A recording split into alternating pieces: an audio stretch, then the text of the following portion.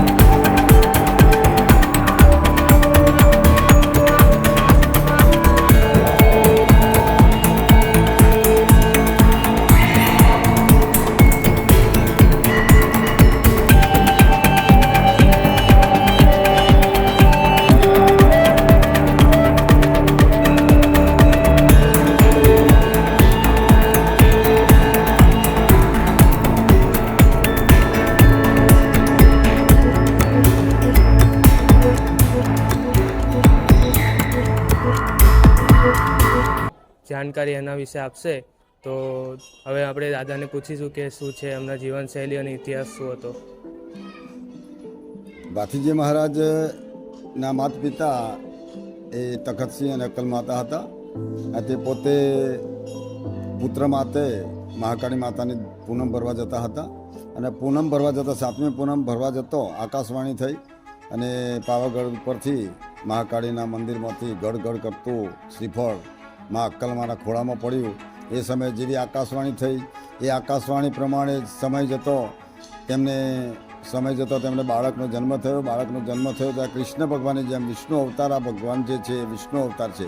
યદા યદા હિ ધર્મસ્ય ગ્લાનિ ભવતી ભારત. કળિયુગમાં પણ આ એક ભાથીજી મહારાજ એ અવતારી પુરુષ છે જે મહાકાલી માતાનો વરદાની પુત્ર હતો. પણ સમય જતો મહાકાલી માતા જે આકાશવાણી પ્રત્યે જે કંઈક બોલ્યા હતા તે પ્રમાણે સમય વ્યતીત કર્યો અને સમય જતો એમનો લગ્ન પ્રસંગ આવી ગયો. ત્યારે પેલું કહ્યું છે કે રાજાને કુંવર અને રાજાની કુંવરી 16 વર્ષની સુંદરી 16 શણગાર સજ્જો હોય, રૂપરૂપને અંબાર હોય અને અંગે પીઠી ચોરી હોય, મંગળ ગીતો ગવાતા હોય, બ્રાહ્મણ શ્લોક બોલતા હોય. એ સમયે આજે 16 કળાએ ખીલેલા આ બંને વર અને કન્યા કોણ જાણે એમના વરમાળા તોડવાની આ જે ગાથા છે એ કળિયુગની અંદર મહાકાળી માતાએ આપેલા વરદાન પાડવા માટે જ કર્યું હતું. જે સમયે મંગળ ફેરા ફરતા હતા ત્યારે દુધાતેલ ગામમાં મહાકાળી માતાએ અને ખોડલ માતા બંને વાતો કરે છે કે હે ખોડલ કહે છે કે હે કાળી, તારું વચન ના જાય ખાલી. જો તારું વચન ખાલી જશે અને મંગળ ફેરા પૂરા થશે ને તો ભાથીજી મહારાજ સંસારમાં માયામાં પડી જશે. અને સંસારમાં માયામાં ના પડી જાય એટલા માટે ખોડલને કાળકા બંને વાતો કરે છે. એ સમયે આકાશવાણી થાય છે કે હે વીર ભાથી, તારી ગાયો કતલખાને જાય છે. અત્તરસુંબાના મુગલો જે સમયે તક લીધી હતી કે ભાથીજી મહારાજનું લગ્ન સમયે આ મોકો આપણે લઈએ અને આ મોકો લઈશું તો ગામના લોકો બધા જાન પ્રસ્થાન કરશે અને દુધાતેલ ગામે જશે. દુધાતેલ ગામે જાય તે સમયે આ લોકોએ મોકો લીધો અને ગાયો ગોવાળો પાસેથી ખાખરે વનમાંથી અત્તરસુંબા તરફ હાકી ગયા. એ સમયે પણ ભાથીજી મહારાજ આમ મંગળ ફેરા ફરે છે અને આકાશવાણી થઈ કે હે ભાથી, તારી ગાયો કતલખાને જાય છે. એ સમયે ફરી પાછી કાળકાને ખોડિયાર વાતો કહે, હે કાળી, તારું વચન ના જાય ખાલી. એ સમયે જો મંગળ ફેરા પૂરા થશે તો ભાથીજી મહારાજ સંસારમાં માયામાં પડી જશે. એ સમયે મંગળ ફેરાના સમયે જ ભાથીજી મહારાજને પોતે વરમાળા તોડ્યા પછી સમય જતો ભાથીજી મહારાજ પોતે ઘોડેસવાર થઈને ગૌરક્ષા કરવા નીકળી ગયા આતરસુંબામાં, અને સામે ખાખરેવા અને આતરસુંબા વચ્ચે 35-32 કિલોમીટર અંતર છે. તે સમયે ગૌરક્ષા કરવા માટે ભાથીજી મહારાજ પોતે સીધા જ ગાયોને વારે ચડી ગયા એટલે ધીમે ધીમે પોતાની સરહદ બાજુ આવ્યા ત્યારે ખોડિયારને કાળકા વાતો કરે છે, હે કાળી તારું વચન ના જાય ખાલી. જો કાળીના જો આતરસુંબાની સરહદની અંદર ભાથીજી મહારાજનું આ યુદ્ધ રમખાણ ચાલે છે, એની અંદર જો કંઈક ને કંઈક બનશે તો આપણે આ વરદાનની અંદર ભાથીજી મહારાજની ગાથાની અંદર કંઈક ને કંઈક કલંક લાગશે. એટલે ભાથીજી મહારાજને કાળકાન ખોડિયાર પોતાની સરહદમાં, ફાગવેલની સરહદમાં ખાખરે વનમાં લાવે છે. ખાખરે વનમાં લાવ્યા પછી યુદ્ધે રમખાણે ચડી જાય છે. ત્યારે યુદ્ધે રમખાણે ચડી જાય છે એ સમયે કેટલી કતલ થઈ જાય છે.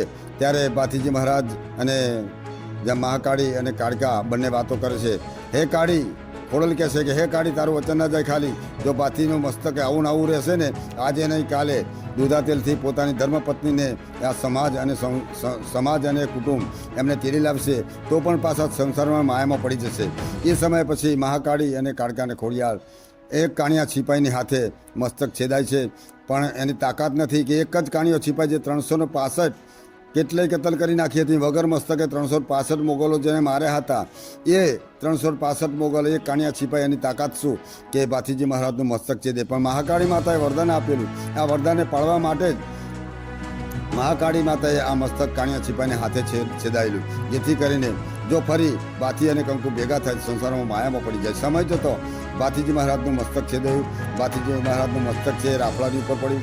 રાફડાની ઉપર પડવાથી ભાથીજી મહારાજનું જે લોહી છે એ ગયું નાગદેવતાના મુખમાં. આ રાફડો નાગદેવતાનો હતો, આ પોતે વિષ્ણુ અવતાર છે, તેમના મુખમાં જવાથી ભાથીજી મહારાજનું લોહી નાગદેવતાના શેષ અવતારની મુખમાં જવાથી પોતે શેષ અવતાર એવું બોલ્યા કે આ તો કોઈ સુરવીરનું નરબંકાનું લોહી છે. બહાર નીકળ્યા તો ભાથીજી મહારાજનું મસ્તક છેદેલું જોયું. ત્યારે ભાથીજી મહારાજના મસ્તક ઉપર છાયા કરી દીધી. અને છાયા કર્યા પછી આ રાફડાની અંદર એક બાજુ બીજા નાગદેવતાને વચન આપ્યું, મેન નાગદેવતાએ, અને બીજા નાગદેવતા બહાર નીકળ્યા. બહાર નીકળીને કેટલાય મોગલોને ડંખી નાખ્યા. અને ધીરે ધીરે યુદ્ધ ચાલુ છે, રમખાણ ચાલુ છે.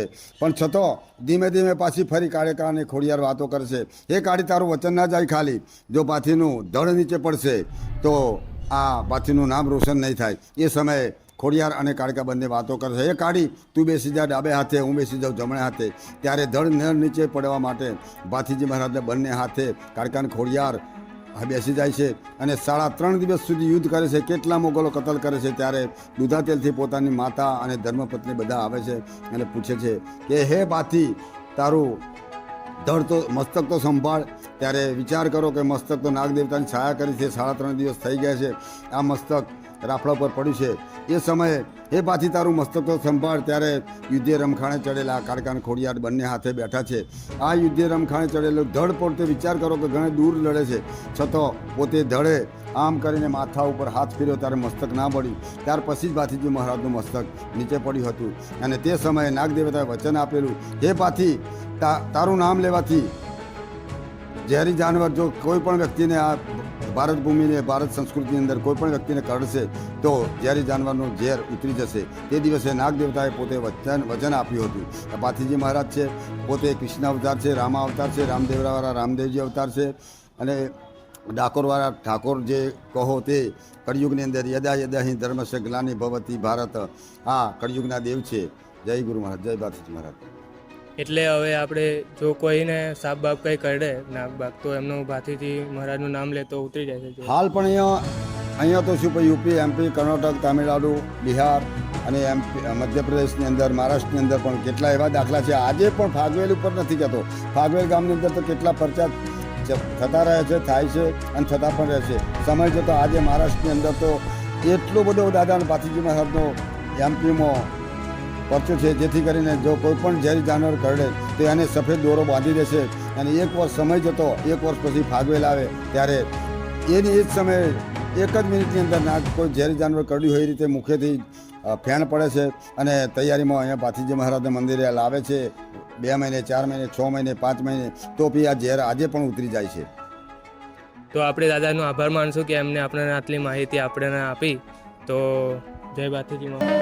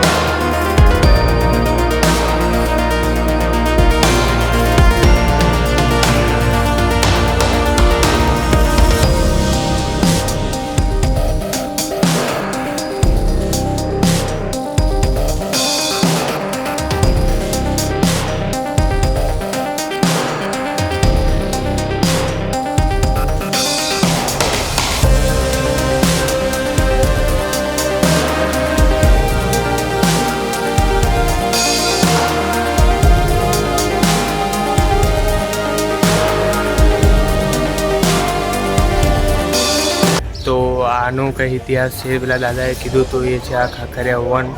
તો અહીંયા ભાતીજી મહારાજ જે હતા એમનું યુદ્ધ થયું હતું, 3 દિવસ સુધી યુદ્ધ ચાલ્યું હતું અને પછી અહીંયા એમનું 3 દિવસ પછી યુદ્ધ પૂરું થયું અને અહીંયા એમને ધડ જે હતું એમનું અહીંયા પડ્યું હતું અને નાગ દેવતાએ એમનું ધડને રક્ષા કરી હતી. તો એક કૂવો છે અને મંદિરનું કામ ચાલુ છે, હજુ મંદિર બન્યું નથી, પણ એના વિશે દાદા કંઈક કહેશે.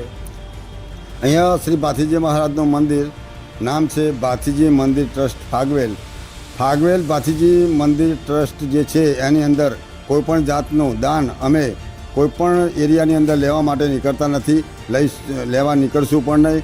અને આ ભાથીજી મહારાજ છે એ આપવાવાળા છે, માગવાવાળા નથી. તેથી કરીને ભાથીજી મહારાજની આ મંદિર જે કંઈક બનાવવામાં આવે છે તેના માટે અમે સર્વ ભક્તોજનોને જણાવીએ છીએ કે કોઈપણ જાતનું દાન ફાગવેલ મંદિરના નામે કોઈપણ વ્યક્તિ આવે તો કોઈપણ વ્યક્તિને દાન આપવું નહીં, જેથી કરીને આ ભાથીજી મહારાજ જે છે આપવાવાળા છે, માગવાવાળા છે નથી. તેથી કરીને કોઈ દિવસ ભાથીજી મહારાજના મંદિરના કોઈપણ ગ્રુપના કોઈપણ વ્યક્તિ અમારા ભાથીજી મંદિર બનાવવા માટે અમે માગવા માટે નીકળવાના નથી, નીકળશું પણ નહીં.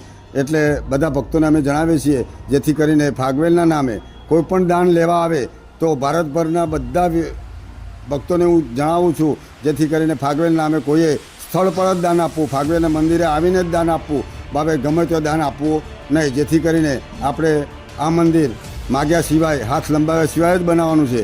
આપણે જે કોઈને દાન કરવું હોય એ ફાગવેલ ભાથીજી મંદિરે આવીને જ કરવું, જેનું નામ છે ભાથીજી મંદિર ટ્રસ્ટ ફાગવેલ. તો મંદિરનું કામ થોડુંક પતી ગયું છે, મોટા ભાગે ખાલી ઉપરનું થોડું કામ બાકી છે, એ પણ ટૂંક સમયમાં પતી જશે. બરાબર. હવે તો કામકાજ એવું છે જેથી કરીને આ મંદિર ભવિષ્યની અંદર અવશેષ બનાવવામાં આવે છે. આ મંદિર એકલું નથી બનાવવાનું, અવશેષ બનાવીએ છીએ જેથી કરીને આ મંદિરની અંદર જે કંઈક કામ કરીએ છીએ એ ધીમી ગતિથી સારી રીતે 10 દિવસનું કામ 12 દિવસે થશે તો શાંતિથી થશે. પણ આ અવશેષ બનાવવા માટે અમે સરસ એવું આયોજન કરીને અમારા ગ્રુપના બધા મિત્રો મળીને સારું એવું મંદિર એકલું નથી બનાવવાનું, આ એક અવશેષ બનાવવાનો છે. જેથી કરીને 10 દિવસનું કામ 12 દિવસ થશે તો અમારે કોઈ વાધા જેવું નથી. જેથી કરીને આની મજબૂતાઈ ટકે, હજારો સાલ નહીં 10,000 વર્ષ સુધી આ મંદિર ટકે તેવું મજબૂતાઈવાળું મંદિર